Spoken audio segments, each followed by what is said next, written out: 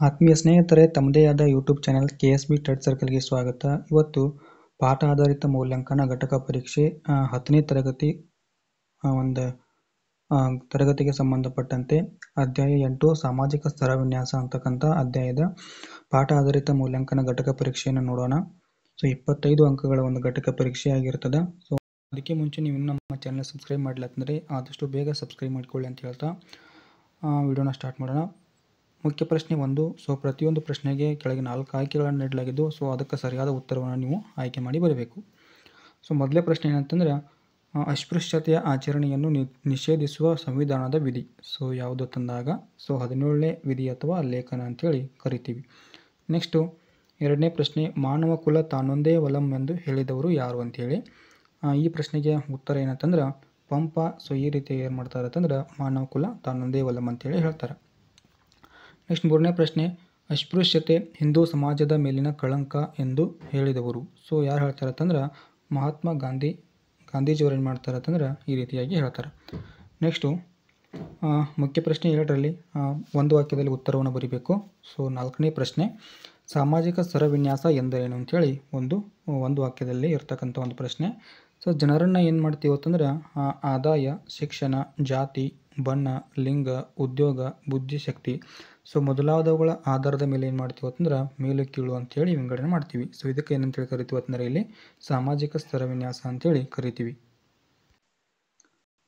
Next ಪೂರ್ವಾಗ್ರಹ ಎಂದರೇನು ಅಂತೇಳಿ so ಒಂದು ವಾಕ್ಯದಲ್ಲಿರ್ತಕ್ಕಂಥ ಪ್ರಶ್ನೆ. ಸೊ ಒಬ್ಬ ವ್ಯಕ್ತಿ ಅಥವಾ ಒಂದು ಸಮೂಹದವರ ಬಗ್ಗೆ ಹೊಂದಿರಬಹುದಾದ ಪೂರ್ವ ನಿರ್ಧಾರಿತ ಮನೋಭಾವಣಿಕೆ ಅಂತೇಳಿ ಕರಿತೀವಿ ಅಂತಂದ್ರೆ ಪೂರ್ವಾಗ್ರಹ ಅಂತೇಳಿ ಕರಿತೀವಿ. ಇನ್ನು 6ನೇ ಪ್ರಶ್ನೆ, ಅಸ್ಪೃಶ್ಯತೆ ನಿರ್ಮೂಲನೆ ಕುರಿತು ವಿಶೇಷ ಜವಾಬ್ದಾರಿಯನ್ನು ರಾಜ್ಯ ಸರ್ಕಾರಗಳಿಗೆ ವಹಿಸಿದ ಯಾವುದು ಅಂತೇಳಿ ಪ್ರಶ್ನೆ ಇದೆ.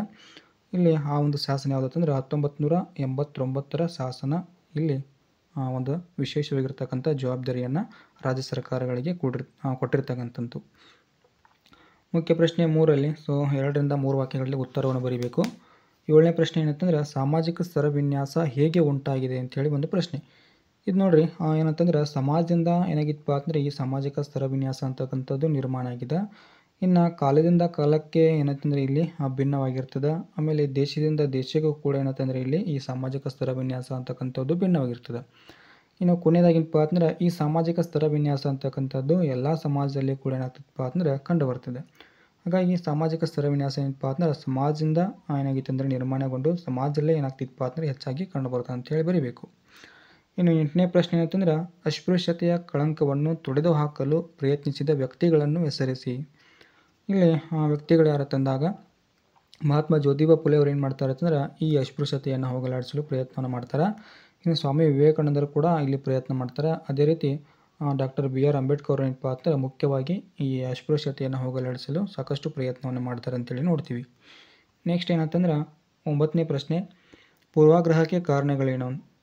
ಸೊ ಇಲ್ಲಿ ಪೂರ್ವಾಗ್ರಹಕ್ಕೆ ಕಾರಣಗಳೇನಂತಂದಾಗ ಮೊದಲೇದು ಜಾತಿ ತಾರತಮ್ಯ ಅಂತಕ್ಕಂಥದ್ದು ಒಂದು ಅಂಶ ನೋಡ್ತೀವಿ.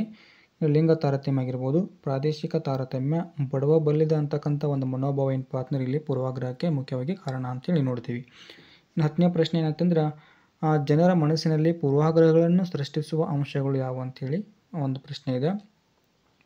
ಇಲ್ಲಿ ನೋಡೋದಾದ್ರೆ ಅಸಹನೆ ಅಂತಕ್ಕಂಥದ್ದು ಇಲ್ಲಿ ಸೃಷ್ಟಿಯಾಗ್ತದೆ.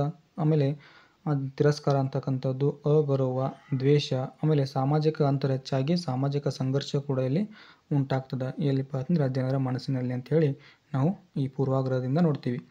ಇನ್ನು ಮುಖ್ಯ ಪ್ರಶ್ನೆ 4ರಲ್ಲಿ 6 ವಾಕ್ಯದಲ್ಲಿ ಉತ್ತರವನ್ನು ಬರೀಬೇಕು. ಸೊ 11ನೇ ಪ್ರಶ್ನೆ ಏನಂತಂದ್ರೆ ಅಸ್ಪೃಶ್ಯತೆಯ ಸಾಮಾಜಿಕ ಪಿಡುಗನ್ನು ನಿಲ್ಲಿಸಲು ಸಲಹೆಗಳು ಯಾವುವು ಅಂಥೇಳಿ. ಇಲ್ಲಿ ಸಲಹೆಗಳು ಯಾವ ತಂದಾಗ ಸಹಭೋಜನ ಅಂತಕ್ಕಂಥದ್ದು ಮಾಡಬೇಕು. ಆಮೇಲೆ ಎಲ್ಲ ರಂಗಗಳಲ್ಲೂ ಕೂಡ ಸಮಾನ ಅವಕಾಶವನ್ನು ಕೊಡ್ತಕ್ಕಂಥದ್ದು. ಇನ್ನು ಜನಜಾಗೃತಿಯನ್ನು ಮೂಡಿಸುವುದು ರಾಜಕೀಯ ಒಂದು ಕ್ಷೇತ್ರದಲ್ಲಿ, ಆಮೇಲೆ ಉದ್ಯೋಗ ಕ್ಷೇತ್ರದಲ್ಲಿ, ಆಮೇಲೆ ಶಿಕ್ಷಣ ಕ್ಷೇತ್ರದಲ್ಲಿ ಅಸ್ಪೃಶ್ಯರಿಗೆ ಏನಪ್ಪ ಅಂದ್ರೆ ಮೀಸಲಾತಿಯನ್ನು ಕೊಡೋದು. ಇನ್ನು ಕಠಿಣವಾಗಿರ್ತಕ್ಕಂಥ ಶಿಕ್ಷೆಯನ್ನು ವಿಧಿಸುವುದು. ಸೊ ಯಾಕಂತಂದಾಗ ಅಸ್ಪೃಶ್ಯತೆಯನ್ನು ಆಚರಣೆ ಮಾಡಿರ್ತಂದ್ರೆ ಸೊ ಅವಾಗ ಕಠಿಣ ಶಿಕ್ಷೆಯನ್ನು ಇಲ್ಲಿ ಒದಗಿಸುವುದು ಅಥವಾ ವಿಧಿಸುವುದು ಅಂತೇಳಿ ನೋಡ್ತೀವಿ. ಇನ್ನು ಆರ್ಥಿಕ ಒಂದು ಸಹಾಯವನ್ನು ಅವರಿಗೆ ಕೊಡ್ತಕ್ಕಂಥದ್ದು, ಆಮೇಲೆ ಹೆಚ್ಚು ಸಾಕ್ಷರತೆಯನ್ನು ಬೆಳೆಸ್ತಕ್ಕಂಥದ್ದು. ಸೊ ಇಷ್ಟು ಏನಪ್ಪ ಅಂದ್ರೆ ಇಲ್ಲಿ ಅಸ್ಪೃಶ್ಯತೆ ಒಂದು ಸಾಮಾಜಿಕ ಪಿಡುಗನ್ನು ನಿಲ್ಲಿಸಲು ಸೊ ನಮ್ಮದಾಗಿರ್ತಕ್ಕಂಥ ಒಂದು ಸಲಹೆಗಳನ್ನು ನೋಡ್ತೀವಿ. ಇನ್ನು 12ನೇ ಪ್ರಶ್ನೆ, ಸಾಮಾಜಿಕ ಸ್ತರ ವಿನ್ಯಾಸವು ಕಾಲದಿಂದ ಕಾಲಕ್ಕೆ ಹಾಗೂ ದೇಶದಿಂದ ದೇಶಕ್ಕೆ ಭಿನ್ನವಾಗಿದೆ, ಚರ್ಚಿಸಿ ಅಂತೇಳಿ.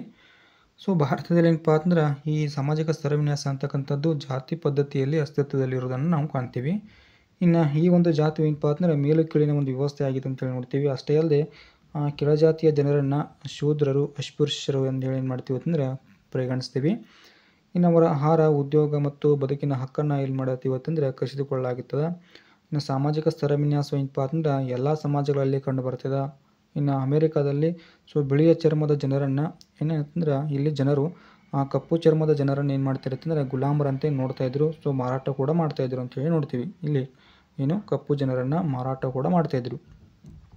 ಇನ್ನು ಎಲ್ಲ ಕಡೆ ಏನಪ್ಪ ಅಂತಂದ್ರೆ ಶ್ರೀಮಂತರು, ಬಡವರು ಅಂತಕ್ಕಂಥ ಭೇದ ಭಾವ ಅಂತಂದರೆ ಇಲ್ಲಿ ಸರ್ವೇ ಸಾಮಾನ್ಯವಾಗಿ ಕಂಡು ಬರ್ತದೆ ಅಂತೇಳಿ ನೋಡ್ತೀವಿ.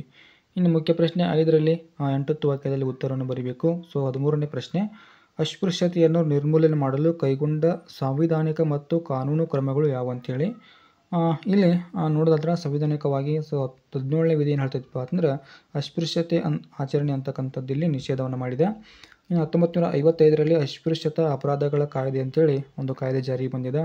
ಇನ್ನು ಅವರಿಗೆ ಏನಂತಂದ್ರೆ ಸಾರ್ವತ್ರಿಕ ಮತದಾನ ಹಕ್ಕು ನೀಡಿದ, ಸೊ ಸಮಾನತೆ ಹಕ್ಕನ್ನು ಕೂಡ ಇಲ್ಲಿ ನೀಡಿದೆ ಅಂತಕ್ಕಂಥದ್ದು.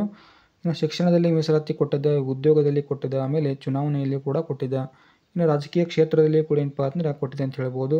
ಇನ್ನು ದೇವಾಲಯಗಳಿಗೆ ಏನಂತಂದರೆ ಮುಕ್ತವಾಗಿ ಪ್ರವೇಶವನ್ನು ಮಾಡಲಿಕ್ಕೆ ಇಲ್ಲಿ ಅವಕಾಶವನ್ನು ಕೊಟ್ಟಿದೆ. ಸೊ ಹಾಗಾಗಿ ಈ ಒಂದು ಅಂಶಗಳೇನಂತಂದರೆ ಇಲ್ಲಿ ಅಸ್ಪೃಶ್ಯತೆಯನ್ನು ನಿರ್ಮೂಲನೆ ಮಾಡಲು ಕೈಗೊಂಡಿರ್ತಕ್ಕಂಥ ಸಾಂವಿಧಾನಿಕ ಮತ್ತು ಕಾನೂನು ಕ್ರಮಗಳಂತೇಳಿ ನೋಡ್ತೀವಿ. ನೆಕ್ಸ್ಟು ಮರುಸಂಚಲನದಲ್ಲಿ ಏನಂತಂದ್ರೆ ಈ ಒಂದು ಅಧ್ಯಾಯಕ್ಕೆ ಸಂಬಂಧಿತ ಯಾವುದೇ ಒಂದು ಸಾಮರ್ಥ್ಯಗಳನ್ನು ಈ ನೀಡಿಲ್ಲ ಅಂತೇಳಿ ನೋಡ್ತೀವಿ. ಇದಿಷ್ಟು ಏನಂತಂದ್ರೆ ಇಲ್ಲಿ ಸಾಮಾಜಿಕ ಸ್ತರ ವಿನ್ಯಾಸ ಅಂತಕ್ಕಂಥ 10ನೇ ತರಗತಿ ಸಮಾಜ ವಿಜ್ಞಾನಕ ವಿಷಯಕ್ಕೆ ಸಂಬಂಧಪಟ್ಟಂತೆ ಘಟಕ ಪರೀಕ್ಷೆ ಆಗಿರ್ತದೆ. ಇದನ್ನು ಆದಷ್ಟು ಶೇರ್ ಮಾಡಿ ಅಂತ ಹೇಳ್ತಾ ಈ ಒಂದು ವಿಡಿಯೋನ ಇಲ್ಲಿಗೆ ಮುಗಿಸ್ತಾ ಇದ್ದೀನಿ. Thank you.